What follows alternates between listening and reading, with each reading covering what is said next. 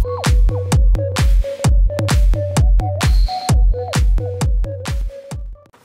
what is up you guys? It is groomie3 here, and welcome to the third episode of Groomie. If you guys are not sure what Groomie is, it is basically a show where I talk about news and sports, news and entertainment, and news and politics, world news. And a couple things, if you like these videos, make sure to hit the like button and save these videos to your favorites. Make sure, if you want to see when all these videos are posted, to hit the subscribe button. And also, make sure to comment on the question of the day, which will be coming later in this episode. So let's, with that being said, let's move on to sports. Okay, so what I want to talk about in sports this week is basically the playoff picture for the NFL. And to get started with the AFC, the Patriots, the Ravens, and the Texans and the Broncos are the four teams that are leading their divisions right now. Now the Patriots have the #1 seed and have already clinched a first-round bye. The Ravens, if they win on Sunday, will be the #2 seed and will also clinch their division. The Texans have already clinched their divisions, and they are basically going to be set at the 3rd seed. And the Broncos, it could be the Raiders or the Broncos, depending on who wins and who loses on Sunday, so that division is really up in the air. The 2 wild card right now, if the Ravens win, would be the Steelers and the Bengals. In the hunt, who still have a possibility to get in, the Raiders for a division, the Titans and the Jets would be for wild card spots, depending on who wins and loses on Sunday. And then teams that have no shot mathematically, the Chargers, the Bills, the Chiefs, the Dolphins, the Browns, the Jaguars, and the Colts. And moving on to the NFC, which has a lot simpler picture. Basically the Packers have already clinched the best possible thing you can get, which is home field advantage throughout the playoffs, so they've already got the #1 seed locked up. The 49ers and the Saints have also clinched their division, and that's really all they've clinched. They haven't clinched home field advantage or anything like that. And then the only division that's even up for debate on who's going to win is the Sunday night game, which is going to be between the Cowboys and the Giants, which will decide the NFC East. And the Cowboys are the only team that are in the hunt, but the 2 wild card who have already clinched a spot. So basically, everything is set up besides the NFC East. So nothing really matters on Sunday for the NFC except for the Cowboys and the Giants game, which is Sunday night. So that's really the only important NFC game. And then eliminated the Bears, the Seahawks, the Cardinals, Eagles, Panthers, Redskins, Buccaneers, Vikings, and Rams. And that just about does it for sports. And so let's move on to some entertainment news. Okay, so for this week in entertainment, what I wanted to do is, because it's the end of the year, I wanted to read off the top 20 movies, by how much money they made, of 2011. So, start off the countdown at number 20. We have Sherlock Holmes, A Game of Shadows, which made a total of $117,654,000. Number 19 is Rango, which made $123 million. Next we have number 18, Super 8, which made $127 million. At number 17 we have The Smurfs, which made $142 million. At 16 we have Rio, which made $143 million. Puss in Boots came in at number 15, which made $143 million as well. X-Men First Class made $146 million, and that was number 14. 13 was Kung Fu Panda 2, which made $165 million.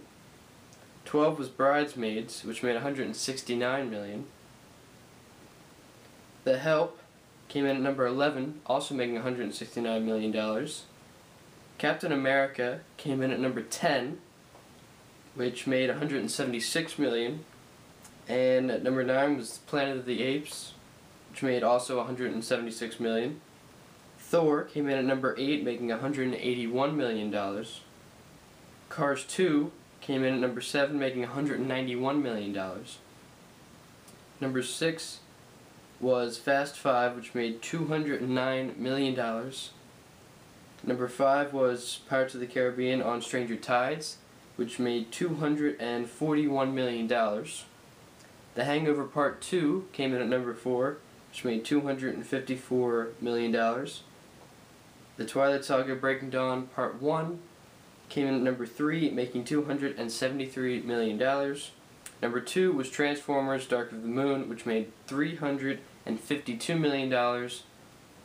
And number 1, which is pretty obvious, Harry Potter and the Deathly Hallows Part 2, which made $381 million. Yeah, which is actually really amazing. So anyway, guys, that does it for entertainment, and let's move on to some world news. So the world news story that I want to talk about today is about the American troops. Now, as most of you guys should know, December 31st, which is today, is the day that the rest of the American troops are supposed to be let out from Iraq and Afghanistan.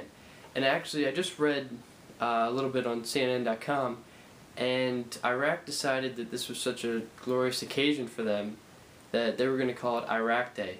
I actually just read that online, and I find that kind of weird. You know, I mean, we've tried to help them for the past 10 years with all their problems in government and violence and everything like that, and they go ahead and make a holiday out of it when it's over, even though we didn't really finish what we wanted to. So this kind of is turning into somewhat of a question of the day. President Obama, you know, said that he was going to get the troops out of Iraq, but Bush said that too, and if Bush would have stayed in office and for a third term, which I know is not legal, but if he had, the troops would have been let out the exact same time, no matter whether Bush or Obama was in the presidency. So Obama did what he said he would, but to be fair to Bush, he did it on the exact same timeline. So that's kind of one of the questions I wanted to ask you guys. What do you think of Obama's presidency? I mean, I think personally he's going to get reelected for a couple of reasons. Number 1, because he was, you know, he let the troops out of Iraq and Afghanistan, which, you know, even though it was on the same timeline, it still happened to go that way. Number 2, because all the Republican candidates, it's such a back and forth thing, it's kind of a joke now. And the third thing is that he was in the presidency when Osama bin Laden was killed, which, I mean, America was extremely happy about. So I think for those 3 reasons, I don't think anyone really stands a chance against him in the upcoming election next year. So that's kind of one of my questions of the day. What do you think of Obama's presidency? And that does it for this segment, and let's move on to the ending of the show. So guys, that basically wraps up the show with all the stories and everything, but before I completely end the show, we have to do the question of the day, which once again comes from Ryan Dunphy 1614, and I read through his entire question and everything like that, and basically it was, do you go to New York for New Year's? But I wanted to make it a little bit more general. What are you doing for New Year's? If you are going to New York City, that's, you know, leave that in the comments below, because that's really cool. But, you know, in general, what do you do for New Year's? And I also wanted to add something on to that. What's your New Year's resolution? I thought that would be a pretty good question to ask. So anyway, make sure to leave a comment about those 2 questions of the day. Make sure to subscribe so that you know when all the new Groomie episodes are coming out. Also make sure to like and favorite these videos if you do like them.